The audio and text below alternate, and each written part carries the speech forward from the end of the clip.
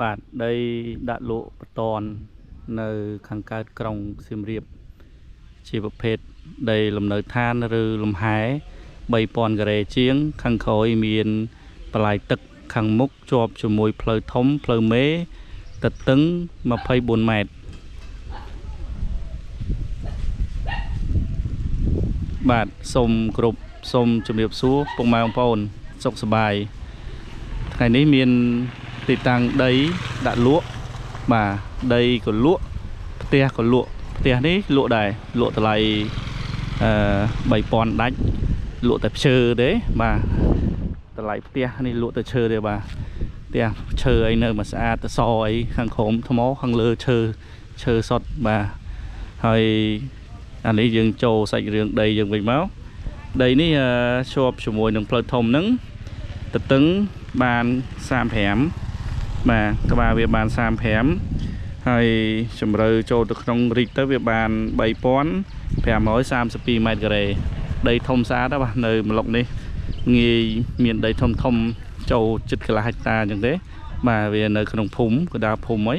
បាទដោយរូបភាពជាក់ស្ដែងពុកម៉ែបងប្អូនមើលការរស់នៅជំវិញហើយខាងមុខចំហៀងអីចឹងបាទហើយនៅបែបធម្មជាតិច្រើនបើនិយាយពីបរិយាកាសអីវានៅដើមឈើច្រើននៅមានស្ទឹងមានបន្លាយអីចឹងវាធ្វើអំណោយផលឲ្យយើងត្រជាក់បាទហើយនៅក្នុងតំបន់នេះការរស់នៅបែបធម្មជាតិច្រើននៅក្នុងការរស់នៅដោយសារការដាំដុះហូបចុកអីក៏បែបធម្មជាតិច្រើនបាទបន្លែត្រីសាច់អីសង្កថារោខ្លួនឯងដាំខ្លួនឯងចឹងទៅបាទឥឡូវនេះយើងទៅមើលខាងក្រោយទាំងអស់គ្នាបាទនេះគេដាក់ប្រាស់ម៉ូតូដោយសារគេឡើងមៀកគេនៅស្រុកនេះគេហៅឡើងមៀកបើស្រុកខ្លះគេហៅបនភូមិអញ្ចឹងទៅនេះចំណីផ្លូវជាប់ជាមួយនឹងនេះព្រំចំណីផ្លូវហើយព្រំជាប់ជាមួយនឹងលបងផ្ទះនេះបាទខាងមុខទៅនេះជាងចាក់ដីហើយបំពេញឲ្យស្អាតបាទហើយទូលផ្ទះចាស់នេះយើងខ្ពស់ឲ្យស្រេចមានអីស្រេចហើយគាត់នៅកន្លុកនៅទៅនេះបើទៅនេះគាត់បំពេញឲ្យចិត្តនិយាយទៅដីនេះចាក់បាន70% បាទនៅសល់ប្រហែល30% ទៀតទេហើយនោះភ្លឺមកខាងនោះមកត្រង់រហូតបាទត្រង់រហូតមកដល់បន្លាយក្រោយនេះបាទហើយស្អាតដីនេះតុបតែងលបងតុបតែងឲ្យទៅឈូសឆាយហើយស្មើទៅស្អាតណាបាទដីកណ្ដាលភូមិហើយចុះពីផ្លូវជាតិលេខ6ចុះមកចិត្តទេចង្ងាយប្រហែលជា1500ម៉ែត្រពីផ្លូវជាតិលេខ6បាទហើយតំបន់នេះតំបន់រស់នៅបែបសហគមន៍ល្អមែនតែនបើយើងប្រៀបធៀបនៅក្នុងក្រុងបើបែកខាងលិចវារៀងក្តៅបន្តិចវាអត់សូវសម្បូរដើមឈើបើបែកខាងកើតវាសម្បូរដើមឈើហើយនឹងសម្បូរអ្នកស្រុកអ្នកភូមិចាស់បុរាណពីដើមបាទប្រពៃណីអីដូចឥឡូវគេពងរៀបចំហ្នឹងជំរឿតិចគេ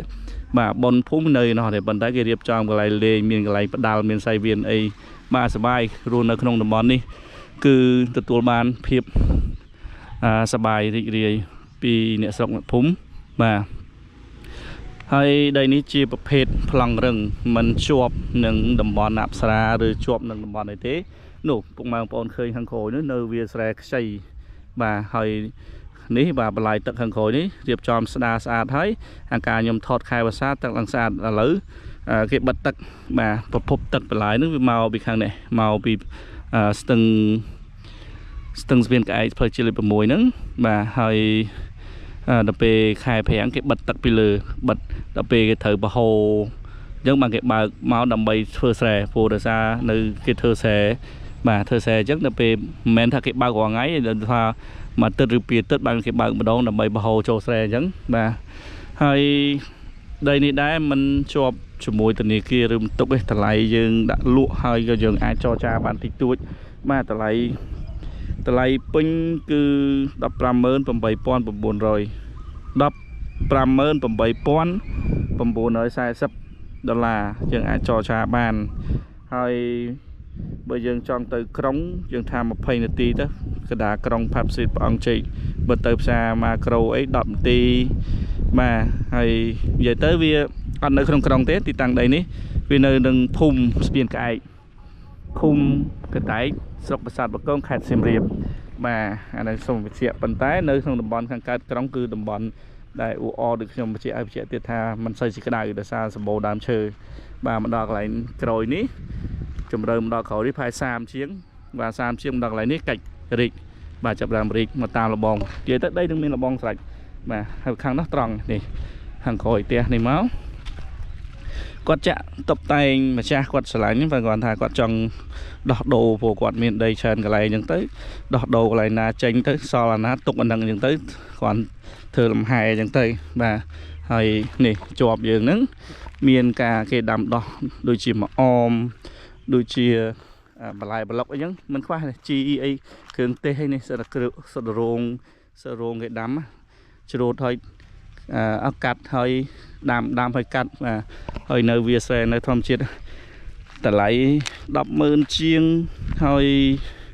ទទួលបានដីឡើង 3500 ការ៉េធំណាបាទយើងចង់បើកជាអាហារឋានក៏បានបាទរក្សានៅចិត្តនឹងផ្លូវជាតិលេខ 6 ផ្លូវធំស្រួលចេញចូលឡានផ្លូវមុខផ្លូវមេមើលថ្ងៃក្រោយគេកម្រងធ្វើកស៊ូឬបេតុងគឺជាឱកាសផ្លូវមេមុនគេហើយតម្លៃខ្លួននៅទាបមែនទែនតម្លៃដាក់លក់បាទនេះសិតតែរោងគេដាំជីឬដាំម្អមបាទហើយនេះខាងក្រោយយើងដើរមកដល់ខាងក្រោយបាទបន្លែទឹកខាងក្រោយធំដែរបាទយើងកាត់ចំណីផ្លូវកាត់បន្លែទឹករួចរាល់ 3000 ការ៉េជាងហ្នឹងបាទនេះមើលខាងក្រោយអានេះស្ដារការគេប្រាំងមុនបាទហើយដាំដំណាំអីក៏ល្អដែរអានេះដោយសារម្ចាស់គាត់អត់នេះទៅអ្នកស្រុកអ្នកភូមិគាត់មកអាស្រ័យផលរោត្រីហើយសិតតែត្រីបាទអ្នកមករោរាល់ថ្ងៃហើយនេះបរិយាកាសគឺលោកណាបាទអានេះនៅព្រំខាងនេះមកដល់តំបន់អប្សរាទៅខាងនោះតំបន់អប្សរានៅមើលកបីមើលវាលស្រែមើលមានដើមឈើមានគោកបារាណភូមិចាស់អីចឹងទៅបាទអានេះជាចំណុចមួយដែលល្អថ្ងៃក្រោយទោះយើងសង្ឃឹមថា10 ឆ្នាំជាងទៀតគោលតំបន់នេះមិនតាន់កើតផ្ទះល្វែងកកក្រែងព្រោះជាតំបន់អប្សរាអញ្ចឹងវានៅធម្មជាតិធ្វើស្រែមករដូវមួយឆ្នាំវាចូលបៃតងវានៅធម្មជាតិបាន 7-8 ខែហើយបាទហើយនេះរូបភាពបងប្អូនគាត់អ្នកភូមិគាត់មកនេសាទបាទឃើញបានត្រីមានចម្រុះហើយចឹងទៅបាទចាំមើលដែរទៅមើលគាត់តិចសិននេះសឹកឆែតយោសថុកជ្រៅបាទក្នុងទឹកលិចក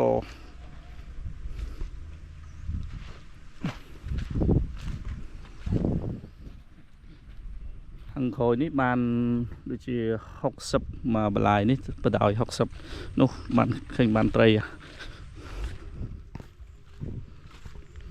អូត្រីគេបងឆ្លាំងហីតំមបានមួយណាបងនោះលឹបទៀតហើយយ៉ាធំដែរនេះឆ្លាំងយ៉ារួចបាត់ឡាចូល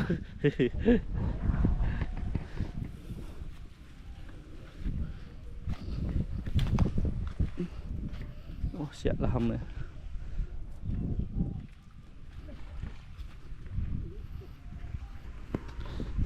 នេះចំណៃបន្លាយនៅប្រឡោះប៉ុណ្ណេះបាទបើយើងចង់ស្ដារចូលក្នុងដីបន្ថែមទៀតក៏បានដើម្បីយកកើតជាស្រះអានេះបើយើងរៀបធ្វើជាឆ្នេរធ្វើជាកញ្ចក់នៅខាងក្រោយបើចង់កន្លែងតក់ខ្លួនឬកន្លែងអាហារឋានអីក៏បានធ្វើលក់បាយលក់អីចឹងទៅមានកញ្ចក់មានដើមឈើលក់កាហ្វេលក់អីចឹងទៅតុបតែងបន្តិចមកស្អាតដែរព្រោះរសារវានៅក្នុងតំបន់ភូមិចាស់មានដើមឈើដូចយ៉ាងមានដើមត្នោតមានដើមដូងដើមឆេកអីចឹងទៅវាមើលទៅវាស្រស់ទូខែប្រាំងក្តៅខ្លាំងក៏វាមិនក្តៅខ្លាំងវាមានខ្យល់អុកស៊ីសែនអញ្ចឹងណានេះព្រំខាងក្រោយនេះបាទព្រំទៅនេះទៅមុខត្រង់ភ្លឹងជាមួយនឹងផ្លូវបាទហើយនេះជាចំណីអានេះហៅចំណីបន្លាយបាទមកនេះចំណីបន្លាយយើងចង់ស្ដារបន្ថែមទៀតក៏បានតុបតែងនិយាយទៅតុបតែងស្អាតហើយអនាគតទៅបើគេមានផ្លូវស៊ូផ្លូវបេតុងនេះទៀតឱកាសក៏បានថ្លៃទៅតាមនឹងដែរព្រោះតម្លៃនេះថ្លៃទាបហើយលក់ជូនទាបហើយបាទហើយយើងលក់នេះគឺលក់តែដីទៅទេណាផ្ទះនោះលក់តម្លៃផ្សេងតម្លៃទិញហើយឬបាទ ទីតាំងនេះនៅភូមិស្ពានក្អែកឃុំកណ្ដៃសុខសាស្ត្របកងហើយបើសិនជាពុកម៉ែបងប្អូនចង់លម្អិតឆាតមក Telegram ឬឆាតចូល Page Telegram 085 28 28 82សូមអរគុណសូមជម្រាបលា